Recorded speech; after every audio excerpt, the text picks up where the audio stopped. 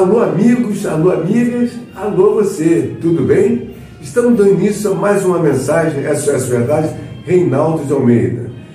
Na semana passada falamos sobre a votação histórica que aconteceu na Câmara dos Deputados Federais sob a presidência do deputado Arthur Lira, quando foi votada e aprovada a lei que trata do teto salarial dos funcionários públicos e políticos.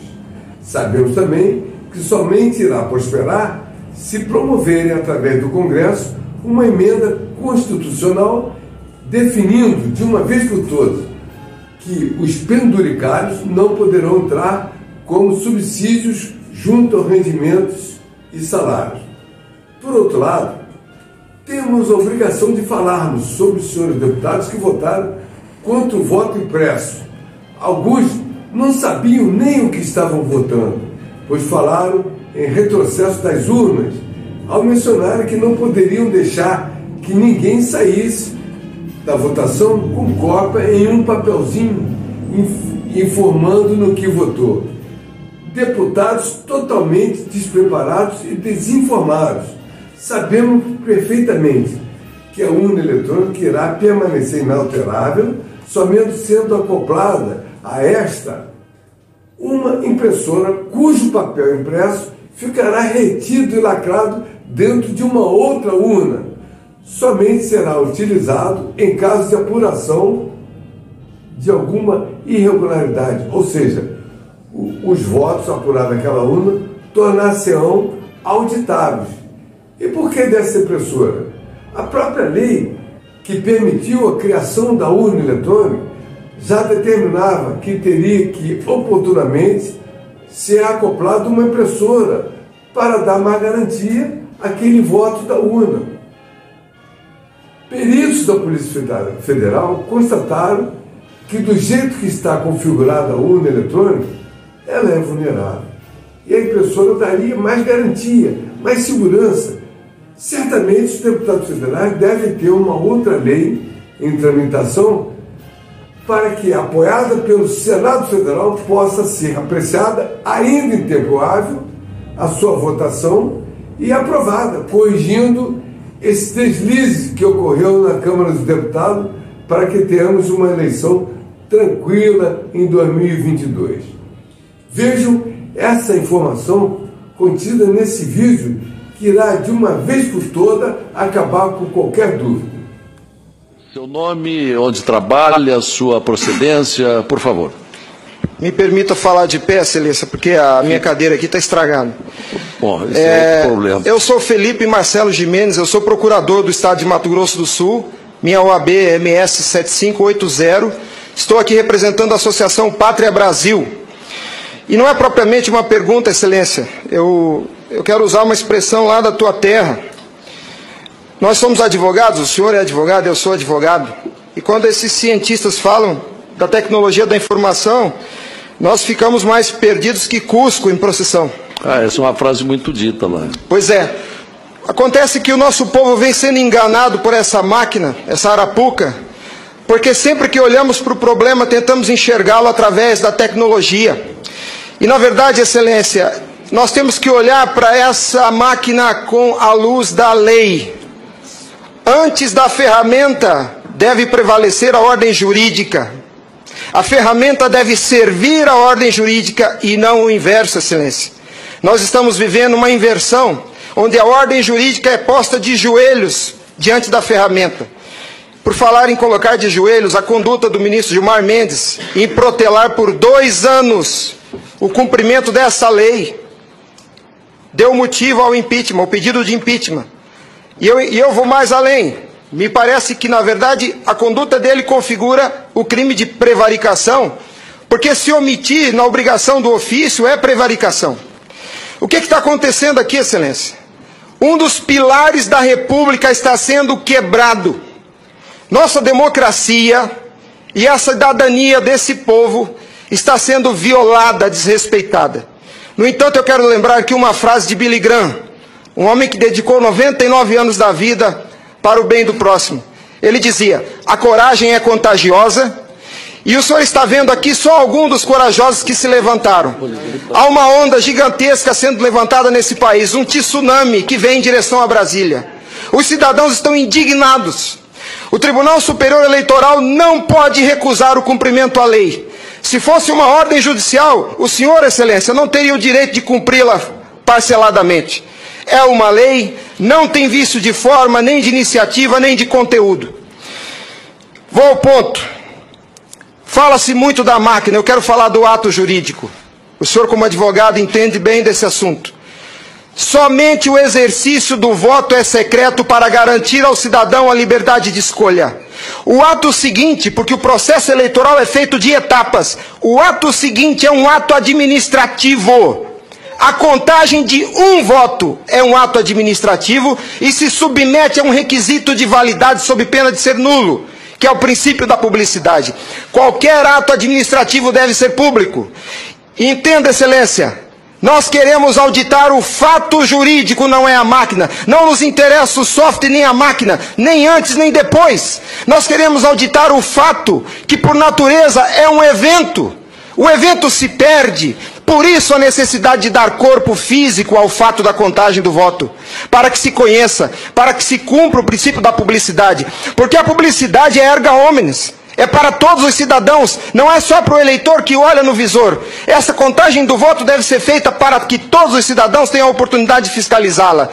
E não é a contagem de milhões de votos, é a contagem de um voto, de cada voto é um ato administrativo, e será nulo se não for público. Há vários princípios constitucionais que vêm sendo quebrados desde que essa arapuca foi inventada lá em 97. A cidadania, a publicidade, a moralidade, a legalidade e a própria república, porque nós cidadãos não temos sido respeitados na nossa escolha. Nossa escolha só será respeitada se ela for retratada no corpo físico da impressão para cumprir o princípio da publicidade. O voto, o exercício do voto é secreto, mas a contagem deve ser pública. E qual que é a artimanha da urna? Ela estende o segredo do exercício até a última etapa. E o sagrado BU, eu vou usar uma expressão de alguém, eu não lembro quem é o proprietário dessa frase. A seita do santo byte tem no altar o BU. O BU não prova nada, excelência. Quando o BU é imprimido, já houve a contagem dos votos em segredo. A fraude já aconteceu. Porque cada voto contado deve ser público. O BU informa ao senhor, excelência, o total. Nem no condomínio onde eu moro não aceitaria uma eleição assim. Imagine, excelência, se eu fosse candidato a síndico, colhesse a urna e fosse contar dentro do meu apartamento e voltasse e comunicasse aos condôminos. Aqui está o resultado, eu fui eleito. O BU é a prova da fraude, excelência. O BU é a prova da fraude. Doutora Simone, apesar de muito jovem, foi minha professora na faculdade. Ela é talvez a cabeça mais qualificada nesse Senado para rezar esse discurso, para dizer o que é um ato administrativo. Gostaria que ela estivesse aqui. O que acontece? Nós estamos sofrendo uma violação dos princípios republicanos, dos princípios constitucionais e principalmente, excelência, da cidadania, porque nossa cidadania só existe na medida em que nosso voto seja respeitado, porque ele é o instrumento do exercício da cidadania, porque através deles elegemos os nossos escolhidos.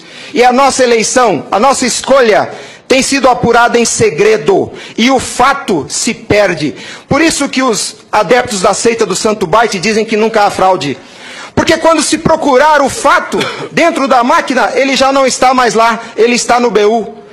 E o BU só tem o total da contagem dos votos, excelência. Nós precisamos olhar para esse problema sobre a ótica da lei. Sobre a ótica da lei. Nós não podemos continuar aceitando esse engodo. E a lei que os senhores votaram, com uma representação maciça da outorga popular, só os senhores têm legitimidade para representar o povo brasileiro. Só os senhores. Os ministros da Justiça não têm essa legitimidade. Eles estão usurpando dos senhores as suas competências. Eles estão colocando esse Congresso Nacional de joelhos, porque estão se recusando a cumprir a lei. Eles estão, excelência, eles estão cometendo abuso de autoridade. Abuso. Porque essa lei que os senhores votaram com 71% do Congresso Nacional, a derrubada do veto teve um peso de outorga popular maior do que as emendas à Constituição. 71% do Congresso Nacional disse, em nome do povo, será impresso o voto. E a lei, excelência, não tem discricionariedade. A lei não permite fracionamento. Fracionar o cumprimento da lei é um abuso, é uma violação, é uma teratologia. Não há possibilidade de se fracionar o cumprimento da lei. Imagine o senhor, se o senhor fosse sujeito passivo de uma ordem de Gilmar Mendes, se ele aceitaria ouvir do senhor o seguinte: ministro, eu vou cumprir sua ordem, um pouquinho a cada ano. Até 2050, Gilmar Mendes, eu termino de cumprir a sua ordem. Imagina que ele aceitasse isso do senhor. A lei não tem discricionariedade. Não é possível cumpri-la pela metade. Em resumo é isso, excelência. E por fim, o direito dos senhores, a sua autoridade como representantes do povo está sendo vilipendiada. E por quem? Vou dizer mais. Não é por juízes.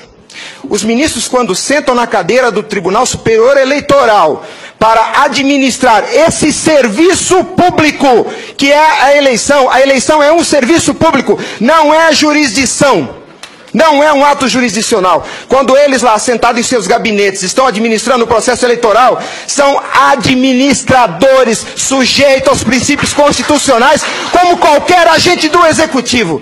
A hibridez da justiça eleitoral tem confundido o povo.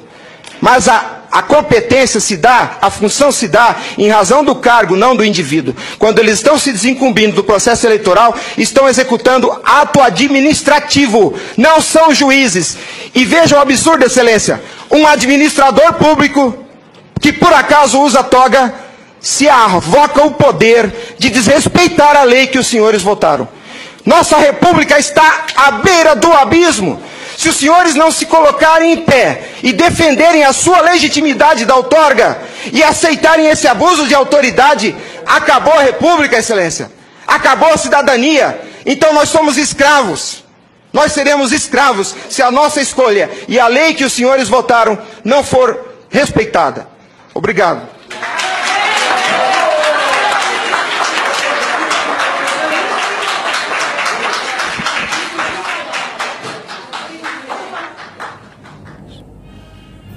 Espero que tenha terminado toda e qualquer dúvida sobre a urna eletrônica, ok? Quero lembrar vocês que continua aberta as inscrições para a escolinha de futebol de crianças na faixa etária de 9 a 15 anos, todos os domingos na rua Mamed Souza, número 100, Arsenal São Gonçalo, com o professor Júlio, hein? Ok? Das 9 às 12 horas. Quero ainda convidar você que está nos assistindo para vir participar do nosso programa, dando sugestões de um tema que você gostaria que eu falasse. Vai se comunicar com a nossa produção de segunda a sexta-feira, das 13 às 18 horas, no horário das 13 às 18 horas, pelo telefone código 21-2719-1801. O tema de hoje foi sugerido pela amiga Rosângela Costa, da cidade de Niterói, ok? E você, já está inscrito no canal do SOS Verdade Reinaldo Almeida? No YouTube? Basta você sacramentar lá, inscrito. Pronto, você já está inscrito. Já está inscrito direitinho. Basta clicar em cima, ok? E clique, se possível, no sininho também, que aí você vai sempre receber as notificações nos nossos vídeos que serão publicados. Ok? Muito obrigado e até semana que vem. Um beijo no seu coração. Tchau. Bienvenidos a la cripta. Dame tu cosita. Dame tu cosita. Ay, dame tu cosita.